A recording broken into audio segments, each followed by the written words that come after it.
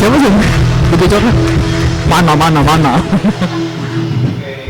Ini yang biasa nampoin Darren. Darren nggak pakai ini kan? Syukur Tuhan dari satu hari lagi Tuhan Kau izinkan kami Tuhan untuk bisa berkumpul dengan saudara seiman kami Tuhan. Sorry ya El. Denganmu Tuhan di rumahmu. Biarlah Tuhan Dia nggak pakai ini rekaman. mendengarkan firman-Mu, apapun yang keluar dari mulut bibir hamba-Mu, biarlah semua sesuai dengan apa yang Engkau ingin ajarkan Tuhan. Jadikanlah hati kami hati yang subur Tuhan, sehingga ketika benih ini ditanam dan bisa menjadi pohon yang berbuah lebat dan bisa dinikmati oleh sekitar kami. Terima kasih Tuhan atas kasih dan penyertaan-Mu untuk semua yang siap mendengarkan firman sama-sama katakan amin. Amin. Alright, sekarang duduk semuanya. You are welcome to see. Oke. Sebelumnya gua mau ucapkan dulu selamat tahun baru buat yang belum ketemu di tahun ini. Happy New Year everyone. Masih nggak apa-apa katanya kalau Januari ngomong Happy New Year masih nggak apa-apa. Ya mungkin next J. week udah agak deteriorating tapi ya udahlah. J. Oke, but anyway, gimana? Gue pengen coba cek dulu sejauh ini apakah semuanya aman di tahun baru 2025 sudah kelihatan masa depan yang cerah? Belum? Amin. Sudah ya semoga tahun 2025 ini adalah menjadi awal menuju tahun 2026 yang lebih cerah lagi. Amin. Amin. Oke, terus gue berharap juga di tahun 2025 ini determinasinya tidak pudar karena ada resolusi-resolusinya yang banyak. Dan sebelum mulai gue mau tanya dulu apakah ada yang sudah follow IG-nya Frontliner Campus? Ada nggak yang nggak follow? Yang nggak follow gue akan bukain Instagramnya sekarang terus gue suruh follow. Ada yang udah follow? Yang belum follow? Oke, anyway yang gue mau sampaikan adalah sesuai dengan yang Josh juga sampaikan di PDI hari Rabu kemarin. Buat kalian yang belum follow atau belum lihat mungkin kalian pernah lihat reels yang baru FLCC keluarin nggak? Yang ada 3 orang. Ada yang lihat? Ada yang lihat? Oke. Gue berharap kalian semua bisa seperti itu hari ini. Amin. Amin. Ya, di situ nggak kayak gitu sih aminnya. Bisa kayak gitu hari ini. Amin. Amin. Thank you for it, keren. Oke. Ya, but yeah. Anyway, ini adalah since this is a new year, so let's make it an on fire early year, gitu ya, supaya kita bisa mengawali dengan on fire, akhirnya juga dengan on fire. Alright, anyway, I've been talking for a lot of times. Let's go to the Word of God.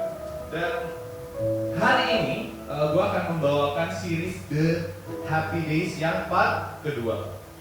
Seperti yang kalian juga mungkin udah datang di minggu pertama kemarin, Toro has explain it very well about Happy Days. Dan gue pengen menginfokan sedikit lagi bahwa Happy Days ini kita akan berbicara banyak tentang feelings, emotions, dan perasaan-perasaan lainnya yang mana kita tidak bisa lakukan setiap hari because not every day is a happy day.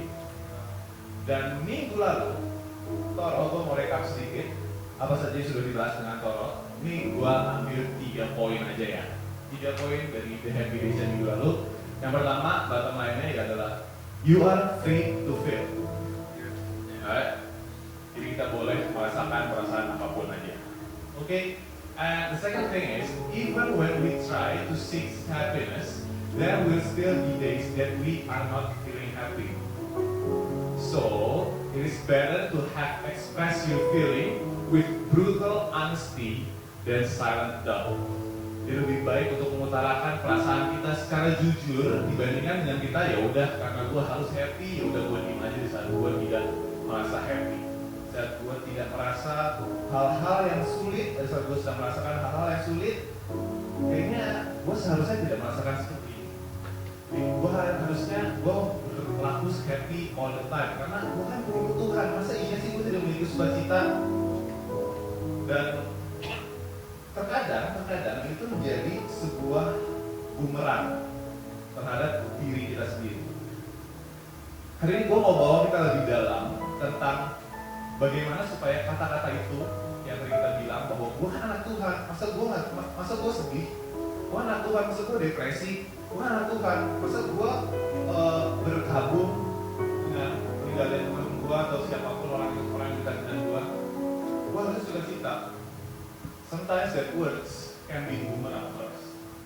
Bisa menjadi senjata yang justru menyerang kita sendiri. Bahwa kita mendinai apa kalau kita merasakan sebuah perasaan tertentu, itu tandanya gua kurang Kristen.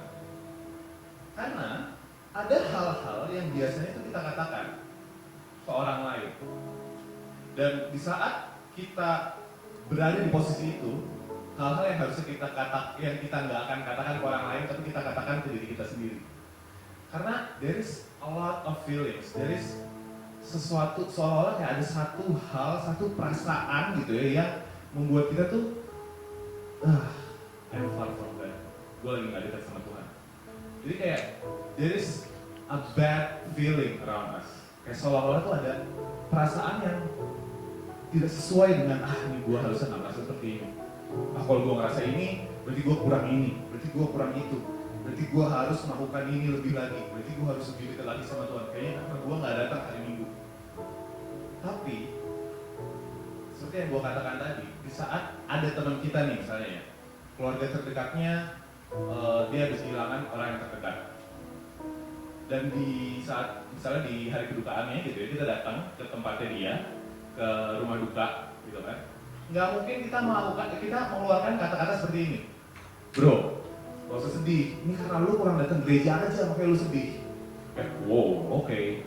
That's rude. Gua lagi sedih, tapi ini lu kurang baca Alkitab bro, makanya lu sedih. That's not a good word to say, right? Itu hal-hal yang nggak mungkin kita katakan ke orang lain ya. Tapi, sadly, ya termasuk gua gitu. Terkadang di saat gua sedih, di saat gua sedang merasakan hal-hal yang depressing, under a lot of stress, gua merasa sangat bersalah, I'm feeling very guilty, very ashamed of what I have done. These words come to me, from me. Kata-kata ini biasanya, aduh, kenapa ya gue kayak gini? Aduh, kayaknya karena gue kemarin gak datang ibadah. Aduh, kayak gue kayak gini karena gue kurang mesbah doa sama Tuhan. Kayak gue kurang dekat ya sama Tuhan. Somehow, kalau kita merasa perasaan tertentu, itu tandanya kita lagi jauh banget sama Tuhan. But it turns out, it doesn't have to be like that. It doesn't have to be when you feel like that, you are not less Christian. Di saat kalian merasa seperti itu, we are not less of a Christian. Karena meskipun terasa seperti itu, di saat kita merasa, gue merasa sebenarnya kalau gue kayak gini, sebenarnya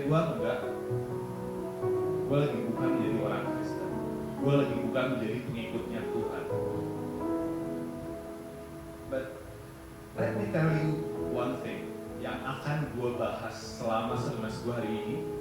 Jadi ini adalah bottom line dan gue akan tunjukin dulu karena gue pengen kalian memiliki mindset ini dulu. Bahwa setiap perasaan yang kita rasakan, God is there. So, this is my bottom line. That you need to take this mentality with you. Wherever you are, whenever it is. That God shows up in all feelings. Gak peduli kalian lagi sedih, gak peduli kalian lagi merasa malu, gak peduli kalian lagi merasa sangat bersalah. God shows up in those feelings. That's the most important part. Gue pengen ini bisa ditangkap dulu before we go. So this is my bottom line to you. If you need proof, okay, how? Gimana? Mana? Masa iya Tuhan sama gue waktu gue lagi sedih? David atau Daud yang minggu lalu Toro juga sudah bahas gitu ya, itu pernah berada di mountains and valleys. Dia pernah ada di banyak banget perasaan bersama Tuhan. Dan ada salah satu Mazmur yang ditulis oleh Daud yang benar-benar membahas tentang God shows up in every feelings. Gue akan bawa kita ke Mazmur 139 ayat 7-12 atau Psalms 139, 7-12. Ini gue ambil dari The Message. Kata-katanya seperti ini. Mari kita baca sama-sama aja ya. Oke, kelihatan semuanya? Oke, kita baca sama-sama ya. 2, 3. Is there any place I can go to avoid your spirit? To be out of your sight? If I climb to the sky, you're there. If I go underground, you're there. If I flew on morning's wings to the far western horizon, you'd find me in a minute. You're already there waiting. Then I say to myself, oh, he even sees me in the dark. At night, I'm immersed in the light. It's a fact. Darkness is a dark to you. Night and day, darkness and light, they're all the same to you. Amen. Wow. This is such a relieving fact. Bahwa wherever you are, whatever it is that you are feeling, whatever it is that you are going through, God is there with you. No matter what happens, meskipun terlihat sangat gelap di depan sana, terlihat sangat terang pun sampai it's blinding, they're the same to God. What a privilege to have a God that is always be with you no matter what you're feeling, no matter what you're going through. God is there. What a privilege. What a good God that is. So, I'm again. God shows up in all feelings. Bahwa Tuhan nggak akan meninggalkan kalian, nggak akan lebih jauh dari kalian di saat kalian sedang stressful, saat kalian sedang depressed, saat kalian sedang memiliki banyak pemikiran-pemikiran yang buruk. No, God will not leave you. God is there. He'll find you in a minute. It is very refreshing bahwa Daud mengatakan apapun yang ia rasakan, kemanapun dia pergi, ada Tuhan di situ. Nggak peduli, senang, kesakitan, Tuhan ada di situ. Dan ini dilakukan, maksudnya terjadi. Banyak banget tokoh Alkitab yang kita lihat itu diisi dengan orang-orang yang broken. The Bible is filled with broken people. Akhirnya itu diisi dengan banyak orang-orang yang broken. But God still used them despite their weakness and their brokenness. Jadi your anxiety, keraguan kalian, kesedihan kalian, itu bukan alasan untuk Tuhan tidak memakai kalian. No, it's far from that. Tuhan sudah membuktikan berkali-kali bahwa setiap ada orang, setiap ada tokoh Alkitab, setiap ada orang yang justru memiliki kekurangan, dia menggunakan kekurangannya itu di depan setiap musuhnya. So it's not an excuse for you to have, I have anxiety, God. But I'm very doubtful. But I'm depressed, God. How can you use me? Well, God will say, bad. Bad. Do it. We'll see. How many times God has done that? Mari kita ambil contoh yang paling mungkin paling sering kita dengar gitu ya, bahwa Tuhan menggunakan Yesus di saat dia sedang sangat-sangat bersedih. Gua akan membacakan kita dari Yohanes 11 ayat 33 sampai 34. Di sini Tuhan Yesus itu dalam posisi bersedih, berkabung, berduka. Jadi pada waktu Tuhan Yesus itu melayani, gitu ya, pada umurnya dia lagi melayani, dia itu sering trip keluar kota, mission trip kemana-mana, dia berkhotbah di sana, berbicara message-message yang penting untuk pengikutnya. Tapi suatu hari ada kabar dari kampungnya, di mana Lazarus, yang mana ini adalah bestie-nya dia nih, is very close to Lazarus. Berarti kayak teman kecil lah, teman SD mungkin. Ya. Terus dikasih tahu nih, si Lazarus lagi sakit. Dan seperti yang kita tahu gitu ya, di masa itu, di mana masih belum ada teknologi yang advance, itu orang-orang biasa kalau udah sakit, ya udah nih mati nih orang, nggak bisa diselamatkan lagi. Karena ya kita masih belum ada, ya ini belum tahu nih, mungkin penyakit apa juga nggak tahu. Jadi udah bisa divonis mati. Jadi setelah itu Tuhan Yesus bergegas untuk pulang supaya bisa menyembuhkan si Lazarus. Singkat cerita, ini terjadi. Yesus pulang akhirnya, Yesus pulang akhirnya, when Jesus saw her sobbing and the Jews with her sobbing, a deep anger welled up within him, and he said, "Where did you put him?" Dan saat dia sudah sampai, dia melihat semua orang pada menangis gitu ya. You can see what he feels, a deep anger with him. So he's very very angry.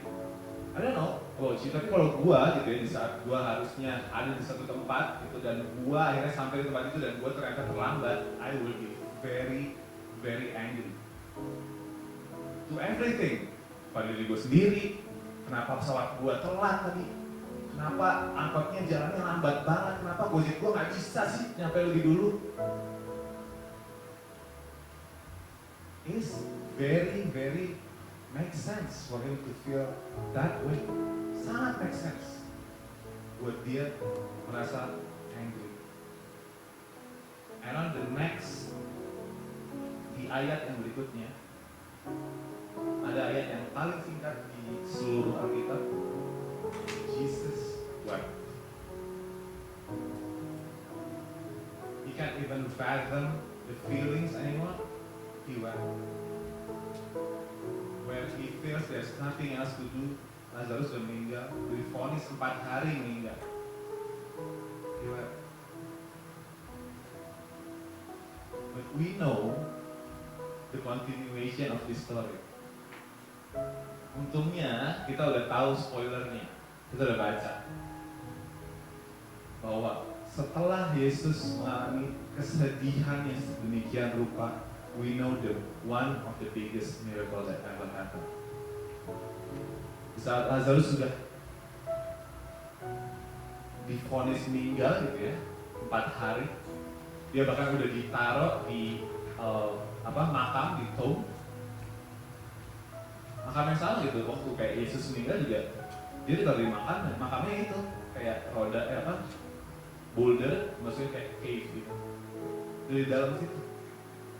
But Jesus, from his sadness, from his anger,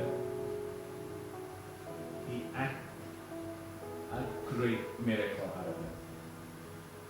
Dia panggil Lazarus dan voila, Lazarus comes back to life. So, is it wrong if I tell you that God shows up in our feelings? Because Jesus did. In his sadness, God is there. In his anger, God is there. And he acknowledged it. Dan dia mengetahui perasaan yang dirasakan pada saat itu. God shows up in his feelings that time. So, why would he show to your feelings right now?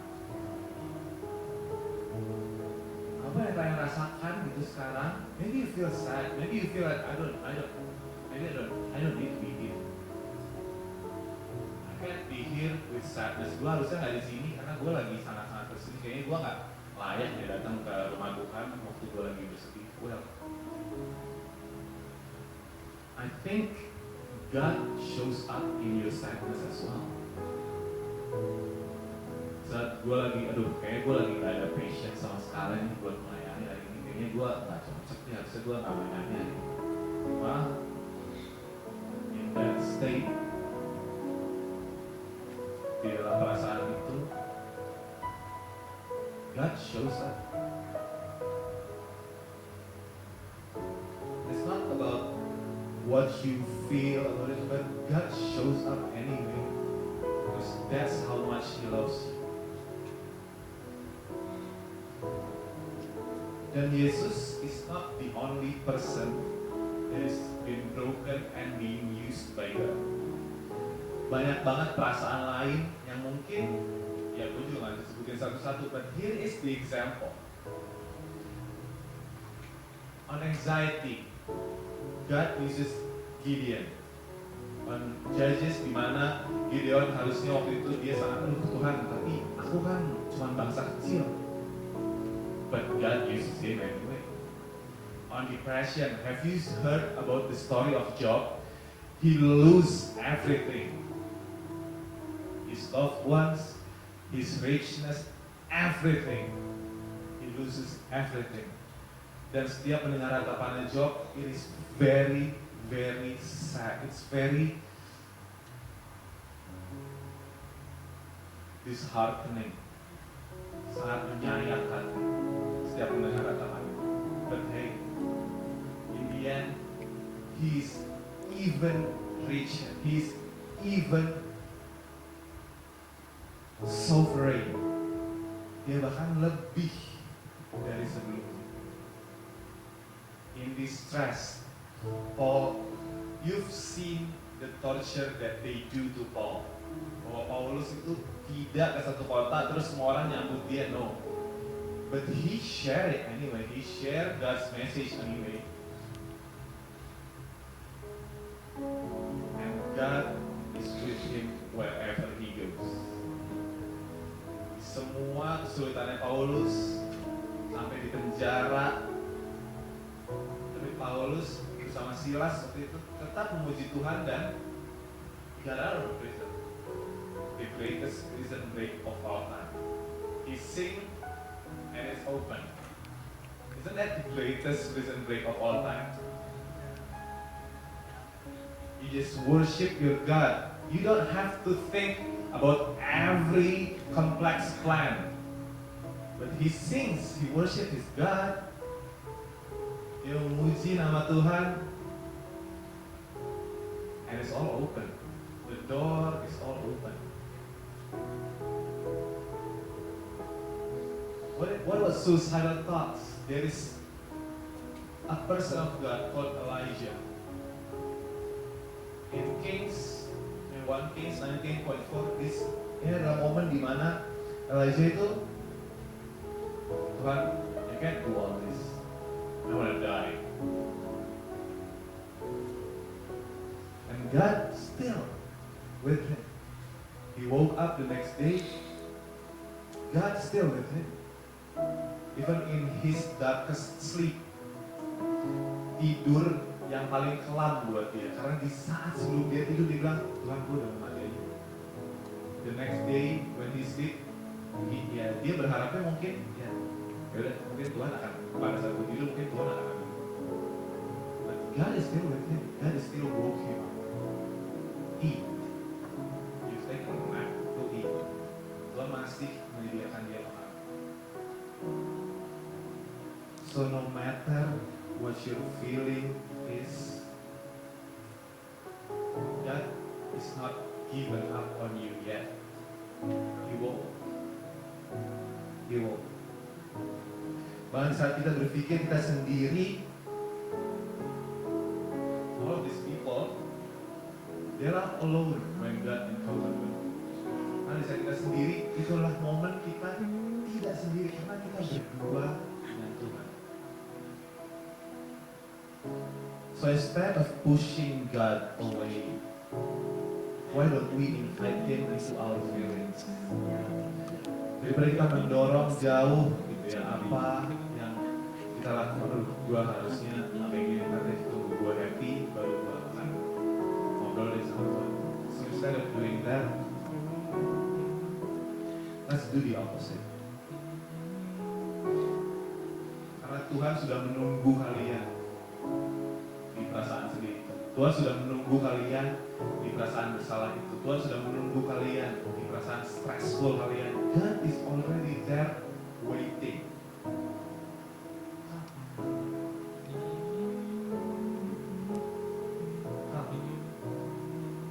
Karena Tuhan sendiri yang sudah mengatakan bahwa marilah kepadaku semua yang berbeban berat. It's the least we can do, and God will do the best He can do to release you from it. So once again, I tell you that God shows up in all feelings. He's there, and He will never give you up. He will always be fighting for you. He is always be fighting on your sadness, on your anger, on your depression. He is always there.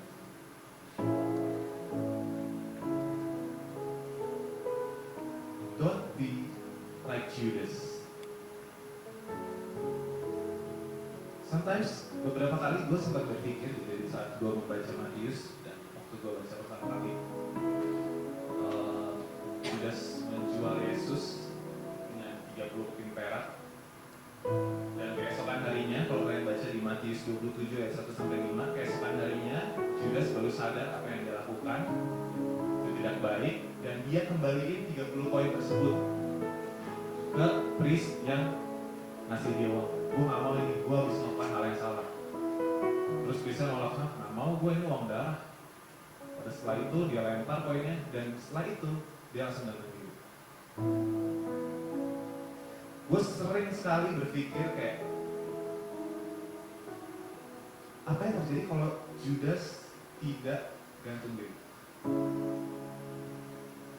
That we would see how graceful God forgiveness is.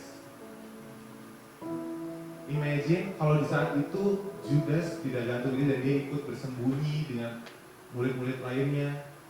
Dan pada saat dia akhirnya ketemu dengan Tuhan Yesus lagi, can you see it? Bisa bayangin gak? Kayak apa kira-kira yang akan Tuhan Yesus katakan? Gue selalu membayangkan kayak Tuhan Yesus itu pasti akan memaafkan Judas. Gue yakin Tuhan Yesus gak akan, kamu yang jual saya ya? Gue yakin Tuhan Yesus gak akan gitu. That would be the greatest forgiveness. Dan gue yakin Tuhan Yesus akan memaafkan Judas on that moment. I can't help to stop thinking bahwa gue bisa membayangkan hal itu kepada Judas. Di saat dia sudah mengkhianati Yesus, I believe God will still forgive him. Tapi gue terkadang sulit membayangkan itu dari gue. Tuhan, gue bisa berdosa banget. I don't think you will forgive me. Gue bisa mengkhianati Tuhan. I don't think you will forgive me this time. Tapi gue bisa membayangkan bahwa dia akan memaafkan Yesus. And that's something that I cannot fathom, bahwa harusnya Tuhan juga memaafkan gue. So there's nothing that I can do to push away that feelings from me, because He is love. Dia sudah ada ya, di perasaan itu.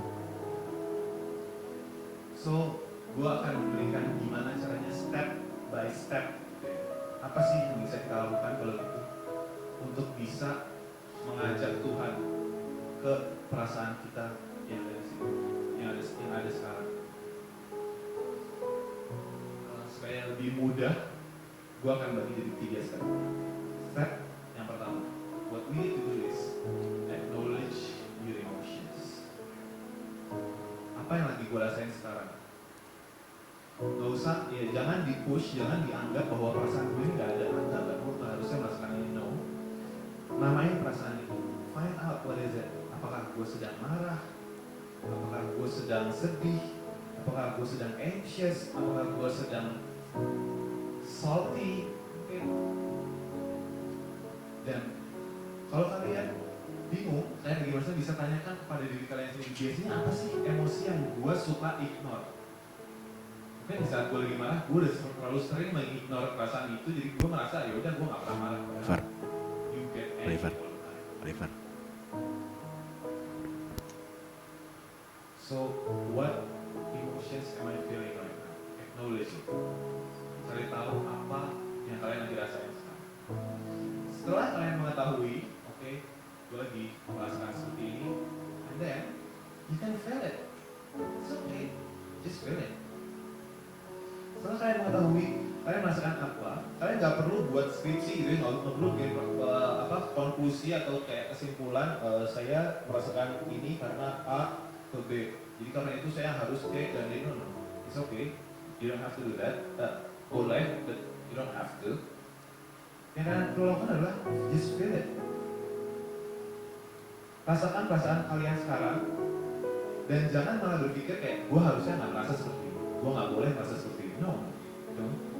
Just feel that emotions, be immersed in it.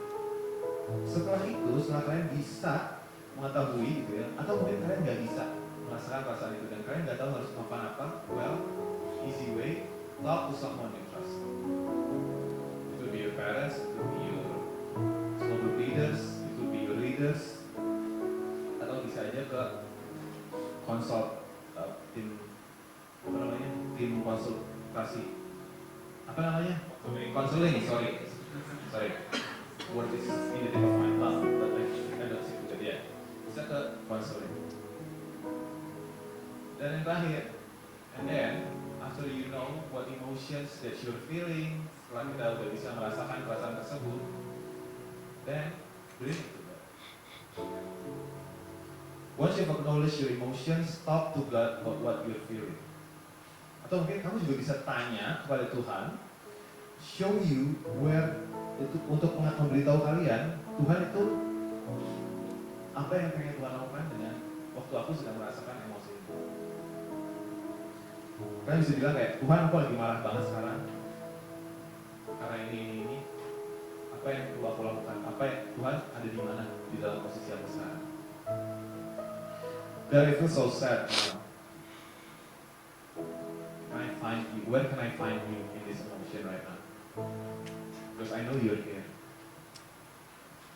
Dan sama kayak yang udah Toro juga bilang di minggu lalu, Tuhan juga udah tahu mungkin kalian merasakan seperti itu, Tuhan juga udah tahu.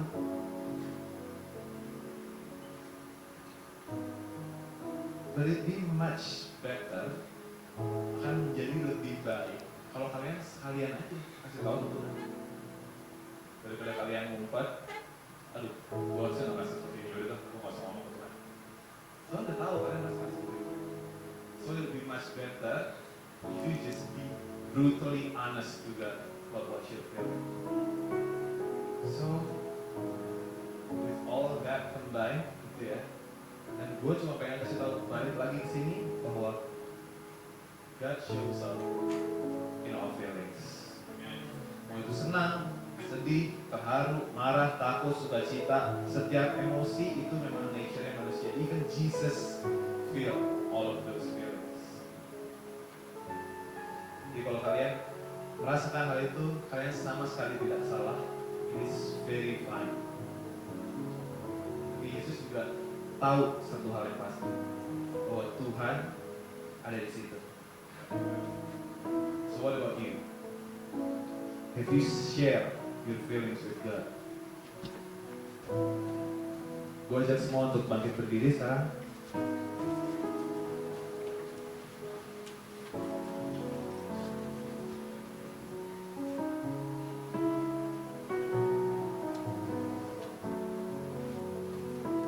Sebelum kita ke small group, kalian masih sebelum kita ke small group, gue pengen tanyain dulu. Kasih putih. Ada pertanyaan yang mungkin bisa kalian bawa dulu ke small group. Tapi gue pengen tanya, kapan terakhir kali kalian share tentang emosi dan perasaan kalian? Let it sink. Let your feels, let your emotion sink. Biarkan emosi kalian 6, Apakah 5, menginformasikan, 4. memberitahu kepada Tuhan? Fales Basel Sam. I invite here in this moment. Have you told God about what you are feeling right now? Atau kita mungkin just let it quiet. Biarkan feeling itu hilang dengan sendiri. Atau mungkin battle our own feelings and put it away. So when is the last time you share your feelings to God? Let's pray. Tuhan, kami berterima kasih atas kasih-Mu yang selalu ada, Tuhan. Tidak peduli apapun yang kami rasakan, tidak peduli apapun yang kami alami, Engkau ada di sana. Engkau sudah terlebih dulu ada di sana. Engkau sudah menyelesaikan giliran. Dan sekarang adalah giliran kami, Tuhan, untuk bisa mencari Engkau di dalam perasaan yang kami rasakan sekarang. Bantu kami, Tuhan, untuk bisa mengerti apa yang kami rasakan dan bisa mengetahui apa yang Engkau maksudkan di dalam yang kami rasakan. Tanpa selesai, Tuhan, tapi aku percaya Roh Kudus untuk terus bekerja dan membantu kami, Tuhan, untuk bisa mengetahui apa yang Engkau inginkan di dalam kehidupan kami. Terima kasih, Tuhan. Dan sebelum kami masuk ke semua hidup kami masing-masing, kami siapkan hati kami untuk menerima Dua. berkat daripada. 2, 3, 4, 5. Mari setiap teman-teman, 6. saya undang Dua. kita mengangkat kedua tangan kita untuk menerima berkat yang Tiga. baik dari Tuhan. 4. Diberkatilah hidupmu, Lagi. diberkatilah pekerjaanmu, sekolah, kuliahmu, usahamu, apapun yang kau lakukan, Tuhan akan buat berhasil. Diberkatilah kau ketika kau masuk dan ketika kau keluar.